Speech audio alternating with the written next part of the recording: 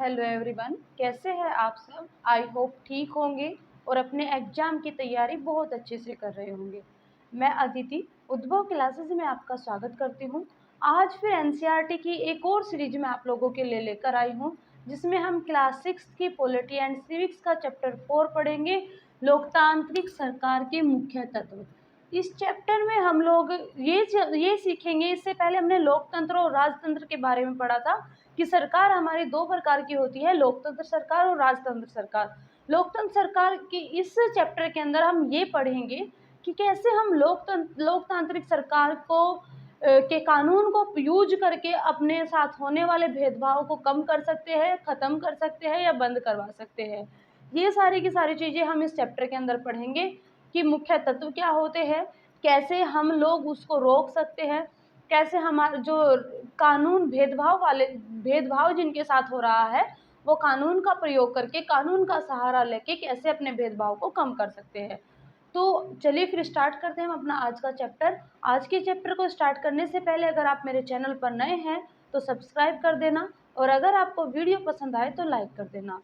तो चलिए, सबसे पहले लोकतांत्रिक सरकार के मुख्य तत्व आपके इस चैप्टर में एक एग्जाम्पल देके आपको समझाया गया है कि दक्षिण अफ्रीका एक ऐसा देश था, एक ऐसी जगह थी जहाँ पे भेदभाव होता था, और वहाँ की जनता ने कैसे संघर्ष करके अपने इस लोकतांत्रिक सरकार बनाई अपने देश में, और कैसे अपने साथ होने वाले भेदभाव को कम किया। तो सबसे पहले दक्षिण अफ्रीका की बात की जाए तो दक्षिण अफ्रीका की बात करें तो यहाँ पर कई प्रजाति के लोग रहते थे। देखिए, आप लोग शॉर्ट नोट्स तैयार करते हुए जाइए, केवल स्क्रीनशॉट लेकर मत छोड़ दीजिए कि आपने चैप्टर का स्क्रीनशॉट लिया, क्योंकि साथ साथ मैं आपको बता रही हूँ, समझा रही हूँ। चैप्टर के यहाँ शॉर्ट नोट दिए हुए हैं, लेकिन डीपली बताया जा रहा है कि उस चैप्टर में दिया क्या है, ताकि आप लोगों को समझ में आए और आपको ये समझ में आए कि एग्जाम में क्वेश्चन कैसे पूछा जाता है। तो जो आपका दक्षिण अफ्रीका था, दक्षिण अफ्रीका में क्या होता था, दक्षिण अफ्रीका में कई प्रजातियों के लोग थे। एक कौन कौन सी प्रजाति थी, एक थी श्वेत जिनको हम गोरे कहते हैं, एक थे अश्वेत जिनको काले कहा जाता है, और एक जिनकी चमड़ी सांवले रंग की थी, जो सांवले होते हैं जैसे भारतीय। भारतीय न गोरे होते हैं और न काले होते हैं, ये कैसे होते हैं, सांवले। तो तीन तरह की प्रजातियां यहाँ पर थी, गोरे, श्वेत जिनको हम बोला गया, अश्वेत, काले और सांवले। ठीक है, आई होप यहाँ तक क्लियर हुआ होगा। और यहाँ पहले लोकतंत्र सरकार बनने से पहले यहाँ रंग भेद कानून शासित था। रंग भेद कानून क्या है, रंग भेद क्या होता है, चमड़ी के आधार पर भेदभाव किया जाना। रंग भेद क्या होता है, जो स्किन होती है, स्किन के बेस पर या आपके चमड़ी के आधार पर भेदभाव किया जाना। मतलब अश्वेत अलग रहते थे, श्वेत अलग रहते थे और सांवले अलग रहते थे। यहाँ इस कानून के मुताबिक, इस कानून के अनुसार किसी भी प्रजाति को एक दूसरे से संबंध रखने की इजाज़त नहीं थी। श्वेत श्वेत से संबंध रखते थे, अश्वेत से नहीं। और जो सांवले थे वो अलग, मतलब अलग अलग प्रजाति के जो लोग थे उनको सिर्फ आपस में संबंध बनाने की इजाज़त थी। श्वेत श्वेत के साथ संबंध बनाएंगे और अश्वेत अश्वेत के साथ। ऐसा नहीं था कि अश्वेत श्वेत के साथ संबंध बनाए। आई होप यहाँ तक क्लियर हुआ होगा कि अफ्रीका कैसा देश था। अफ्रीका में कई सारी प्रजातियाँ थी। उन प्रजातियों में रंगभेद कानून चलता था वहाँ पर। ये कैसा कानून था, ये एक ऐसा कानून था जिसमें किसी भी प्रजाति को आपस में संबंध करने की इजाज़त नहीं थी। क्लियर हुआ होगा। फिर अश्वेत क्या होता है, अश्वेत को क्या क्या सुविधाएं मिलती थी, क्या क्या नहीं मिलती थी, क्या भेदभाव होता था श्वेत और अश्वेत के साथ पे। तो श्वेत और अश्वेत के बीच में जो भेदभाव होता है था, अश्वेत जो होते थे, अश्वेत को वोट देने का अधिकार नहीं होता था। अश्वेत वोट नहीं दे सकते थे। उनको सबसे घटिया ज़मीन, देश की जो सबसे घटिया ज़मीन होती थी वो अश्वेत लोगों को दी जाती थी। इनके हॉस्पिटल अलग होते थे, और इसके साथ साथ मरीजों को ले जाने वाली जो गाड़ियाँ होती थी, उन गाड़ियों में किसी भी तरह की कोई सुविधाएं नहीं होती थी। जो मतलब एम्बुलेंस बोल लीजिए या जो भी बोलिए, हॉस्पिटल जाने के लिए जो लोगों को एम्बुलेंस दी जाती थी, उसमें कोई भी सुविधा नहीं होती थी। उसके साथ साथ यहाँ उनकी गाड़ियों में कोई सुविधा नहीं होती थी। रेल, बसें और बस स्टैंड भी इनके अलग अलग होते थे। आई होप यहाँ तक क्लियर हुआ होगा। अश्वेत लोगों को क्या है, अश्वेत लोगों के साथ भेदभाव किया जाता था। क्लियर बात ये है कि अश्वेत लोगों के साथ भेदभाव किया जाता था। उनको वोट देने का अधिकार नहीं था। उनके हॉस्पिटल अलग थे, उनको देश की सबसे घटिया ज़मीन दी जाती थी, और उसके साथ-साथ उनको जो उनकी जो गाड़ियाँ थी, उनकी गाड़ियों में कोई सुविधाएँ नहीं होती थी। उनका रेल, बस सब कुछ अलग-अलग था, और यहाँ तक कि उनका बस स्टैंड भी अलग था। साथ में उसके साथ-साथ अश्वेत लोग जो थे, अश्वेत लोगों को वोट देने का अधिकार था। देश की सबसे अच्छी ज़मीन उनको दी जाती थी, और उसके साथ-साथ गाड़ियाँ जो होती थी, जो हॉस्पिटल अलग थे, तो हॉस्पिटल जाने के लिए जो गाड़ियाँ होती थी, वो गाड़ियाँ अब ज़रूरत के सामान से सुसज्जित होती थी, मतलब जितनी भी उनको फैसिलिटी मिल सकती थी, वो फैसिलिटी उनको उन गाड़ियों में प्रोवाइड की जाती थी। आई होप यहाँ तक क्लियर हुआ होगा। फिर एक स्टोरी बताई गई है आपके उसमें, एक लड़की की, वो न्यूज़पेपर की कटिंग इकट्ठी करती है, तो उनको एक कटिंग में एक हिंसात्मक जो घटना है वो दिखाई देती है, और उसी हिंसात्मक घटना का शिकार था एक लड़का था, हेक्टर पीटरसन। ये हेक्टर पीटरसन कौन था? हेक्टर पीटरसन दक्षिण अफ्रीका के सोवेटो शहर में रहने वाला एक 15 साल का अश्वेत लड़का था। देखिए, हेक्टर पीटरसन कौन था, आप लोगों से यहाँ ये पूछा जा सकता है एग्जाम्पल देके कि किस एरिया का था, किस शहर का था, कौन सी प्रजाति का था। तो कौन था हेक्टर पीटरसन? दक्षिण अफ्रीका के सोवेटो शहर में रहने वाला 15 वर्षीय अश्वेत लड़का था। जो ये आपका सोवेटो शहर था दक्षिण पश्चिमी अफ्रीका का, इस दक्षिण पश्चिमी अफ्रीका के जो सोवेटो शहर थे, इसमें ज़्यादातर अश्वेत लोग रहते थे। उसके साथ-साथ जो यहाँ श्वेत लोग थे, वो अफ्रीकांस भाषा बोलते थे, और जो अश्वेत लोग थे, वो ज़ूलू भाषा बोलते थे। आई होप यहाँ तक क्लियर हुआ होगा। ज़्यादातर अश्वेत लोग रहते थे, जो श्वेत लोग थे वो अफ्रीकांस भाषा बोलते थे, और जो अश्वेत लोग थे वो ज़ूलू भाषा बोलते थे। तो स्कूल में क्या हुआ, स्कूल में जो अश्वेत लोग थे, अश्वेत लोगों को ज़ूलू ज़ूलू भाषा के बजाय अफ्रीकांस भाषा सीखने पर जोर दिया गया। स्कूल में इन अश्वेत लोगों को ज़ूलू भाषा के बजाय अफ्रीकांस भाषा सीखने के लिए जोर दिया गया, जिससे क्या हुआ, जिससे वहाँ हिंसात्मक मतलब ये अश्वेत लोग भड़क गए, क्योंकि वो अपनी भाषा में बोलना चाहते थे, वो अनकम्फर्ट थे अफ्रीकांस बोलने के लिए, तो वो अपनी भाषा में बोलना चाहते थे, और अधिकतर लोग वहाँ इसी भाषा के थे। सपोज करो आप लोगों से, यहाँ आप एक ऐसे एरिया में रह रहे हैं जहाँ आपको हिंदी बोली जाती है, और आपको इंग्लिश बोलने के लिए फ़ोर्स किया जाए, तो आप लोगों को भी प्रॉब्लम होगी। तो सेम बात इन लोगों के लिए थी। तो उस टाइम क्या हुआ, तो यहाँ पे हिंसा भड़क गई, और हिंसा भड़कने के बाद जब हिंसात्मक ये लोग क्या हुए, जुलूस करने लगे, जुलूस प्रदर्शन करने लगे, तो उस टाइम पुलिस ने क्या किया, पुलिस ने इन लोगों को पकड़कर डंडे मारने शुरू कर दिए, इन लोगों को पीटना शुरू कर दिया, और इन लोगों पर गोलीबारी कर दी। 16 जून 1976 को क्या हुआ, 16 जून 1976 को पुलिस ने गोलीबारी कर दी, और उस गोलीबारी का शिकार ये हेक्टर पीटरसन हो गया, और जहां इसकी गोली मारकर हत्या कर दी गई। आई होप यहाँ तक आप लोगों को क्लियर हुआ होगा कि कौन था हेक्टर पीटरसन। एक अश्वेत लड़का था, और क्या कहाँ का रहने वाला था, सोवेटो शहर का था। किस तरीके से किस घटना का शिकार हुआ, ज़ूलू भाषा अफ्रीकांस भाषा सीखने के लिए जोर दिया जाता था, इसलिए ये लोगों ने जुलूस निकालना शुरू कर दिया, पुलिस ने इनको पीटना शुरू किया, और इनके ऊपर गोलीबारी कर दी गई। आई होप यहाँ तक क्लियर हुआ होगा। उसके बाद जब ये घटना हो रही थी, तो वहाँ पे एक नेता थे, नेल्सन मंडेला। नेल्सन मंडेला कौन थे? नेल्सन मंडेला राष्ट्रीय कांग्रेस के एक नेता थे। अफ्रीकी राष्ट्रीय कांग्रेस के एक नेता थे, और इन्होंने क्या किया, इन्होंने रंग-भेद के खिलाफ संघर्ष किया। क्यों? क्योंकि ये भी एक अश्वेत थे। ये भी एक अश्वेत थे, और इन्होंने रंग-भेद के खिलाफ संघर्ष किया, और इस संघर्ष को सफलता 1994 में मिली। तो उस समय 1994 में इनके लगातार संघर्ष करने के कारण तो दक्षिण अफ्रीका एक लोकतांत्रिक देश बन गया। आई होप यहाँ तक आप लोगों को क्लियर हुआ होगा। देखिए, ये दोनों टॉपिक नेल्सन मंडेला वाला भी और हेक्टर पीटरसन वाला भी, इनसे आपसे क्वेश्चन पूछा जाता है। साथ के साथ आप लोगों से ये जो इनके बीच में जो डिफरेंस था वो चीज़ें पूछी जाती है। उसके साथ साथ आप लोगों से ये भी पूछा जाता है कि कौन कौन सी प्रजाति के लोग यहाँ रहते थे। तो यहाँ तक आपको क्लियर हुआ होगा। अब बात करते हैं लोकतांत्रिक सरकार में जो लोग जनता होती है उनकी क्या क्या भागीदारी होती है। तो जो लोकतांत्रिक सरकार होती है, लोकतंत्र में लोग निर्णय लेकर चुनाव में वोट देकर अपना प्रतिनिधि चुनते हैं, और जो ये प्रतिनिधि होता है, इस प्रतिनिधि को जनता के हिसाब से काम करना पड़ता है, जनता के अकॉर्डिंग वर्क करना होता है। इसे चुनती कौन है? प्रतिनिधि। हम पहले जान चुके हैं कि लोकतांत्रिक सरकार में जनता क्या करती है? जनता निर्णय लेती है और निर्णय लेने के बाद अपना वोट देकर अपना प्रतिनिधि चुनती है। और ये प्रतिनिधि जनता के हित में कार्य करेगा, जनता के लिए कार्य करेगा। उसके बाद जो सभी सरकार होती है, सभी सरकार एक निश्चित अवधि के लिए चुनी जाती है। जैसे भारत की बात की जाए तो भारत में जो लोकतांत्रिक सरकार है या ये सरकार कितने वर्षों के लिए?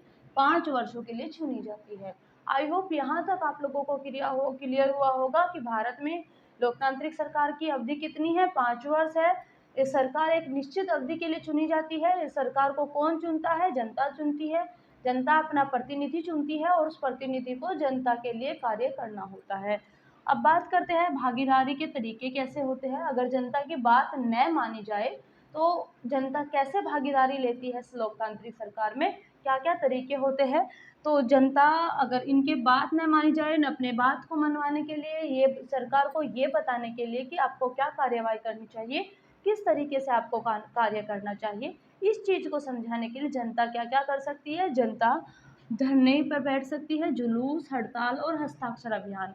ये क्या है? जनता की भागीदारी के तरीके हैं। उसके साथ-साथ सरकार के विभिन्न मुद्दों पर वर्क करने के लिए, बातें करने के लिए, चर्चा करने के लिए अखबार, पत्रिका और टेलीविज़न ये भी एक साधन होता है भागीदारी में भाग लेने के लिए या भागीदारी में ये चीज़ समझाने के लिए कि जनता को क्या कार्य करना चाहिए। आई होप यहाँ तक आप लोगों को क्लियर हुआ होगा।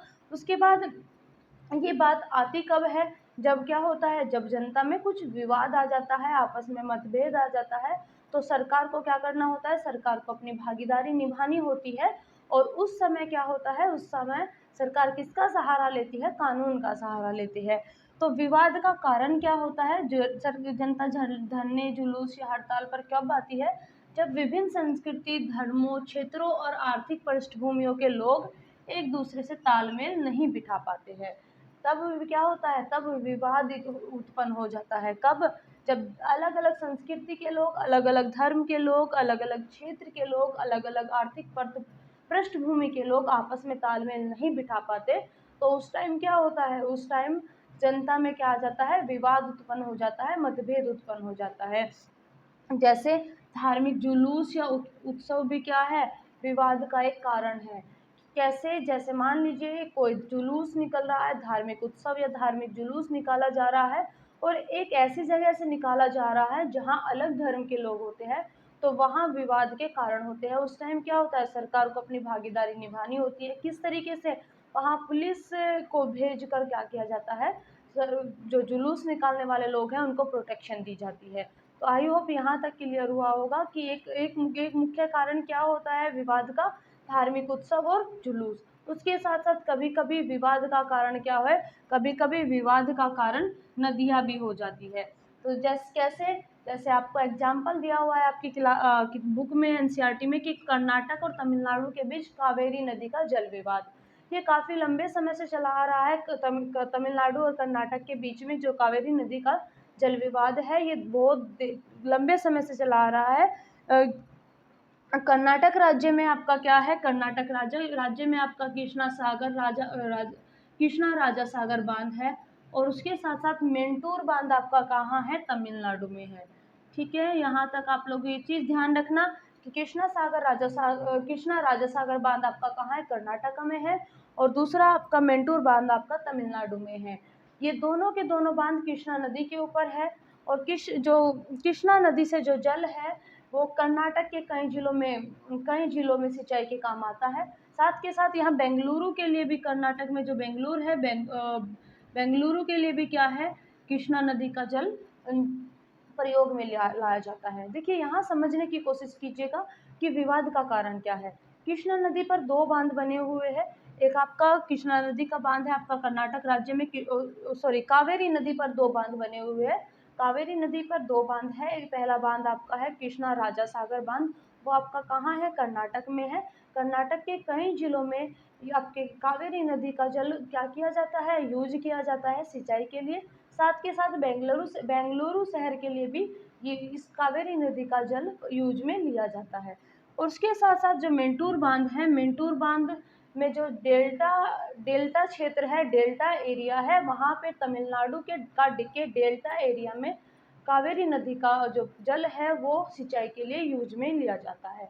लेकिन विवाद का कारण क्या है? विवाद का कारण यहाँ ये है कि जो कृष्णा राजा सागर बांध है, वो कृष्णा राजा सागर बांध कावेरी नदी के ऊपरी छोर पर है, और आपका जो मेंटूर बांध है वो कावेरी नदी के निचले छोर पर है। और मेंटूर बांध में जब भी जल आएगा जब आपके कृष्णा राजा सागर बांध से जल छोड़ा जाएगा, तो क्या किया जाता है, कर्नाटक वाले इस पानी को रोक देते हैं, रोक लेते हैं, और रोकने के बाद जो आपका मेंटूर बांध है वहाँ तक या आपके तमिलनाडु तक आप कावेरी नदी का प्रॉपर जो वाटर है या जो निश्चित मात्रा है पानी की वो नहीं जा पाती। तो यही क्या है, यही दो राज्यों, यही कारण, इसी कारण की वजह से कावेरी नदी जो है, कावेरी नदी का जो पानी है वो इन दोनों राज्यों के लिए विवाद का कारण बना हुआ है। आई होप यहाँ तक क्लियर हुआ होगा। आप लोगों से ये पूछा जा सकता है कृष्णा राजा सागर बांध कहाँ है? कृष्णा राजा सागर बांध आपका कर्नाटक में है। और दूसरा आपसे ये पूछा जा सकता है मेंटूर बांध कहाँ है? मेंटूर बांध आपका तमिलनाडु में है। कृष्णा राजा सागर बांध कावेरी नदी के ऊपरी छोर पर है, और मेंटूर बांध आपका कावेरी के निचले छोर पर है। ये दोनों बांध ही किस पर, कौन सी नदी पर है? कावेरी नदी पर है। आई होप यहाँ तक आप लोगों को क्लियर हुआ होगा कि कैसे आपसे क्वेश्चन पूछा जाएगा। और विवाद का कारण भी आप लोगों को मैं क्लियर करा चुकी हूँ कि विवाद का कारण क्या है, कि ऊपरी छोर पर होने के कारण जो कृष्णा राजा सागर बांध है वहाँ पर पानी रोक दिया जाता है, और जो आपका मेंटूर बांध है वहाँ निश्चित मात्रा पानी की नहीं पहुँच पाती, तो इसी कारण दो राज्यों में विवाद है। क्लियर हुआ होगा। उसके बाद विवाद का समाधान क्या है, कि ये विवाद हो जाते हैं जब जनता में जब ये विवाद हो जाते हैं तो उस विवाद का समाधान क्या है? तो इस विवाद का समाधान एक ही समाधान है कि भारतीय संविधान में बुनियादी नियम और कानून दिए गए हैं। ये बुनियादी नियम और कानून सरकार और जनता दोनों के लिए है।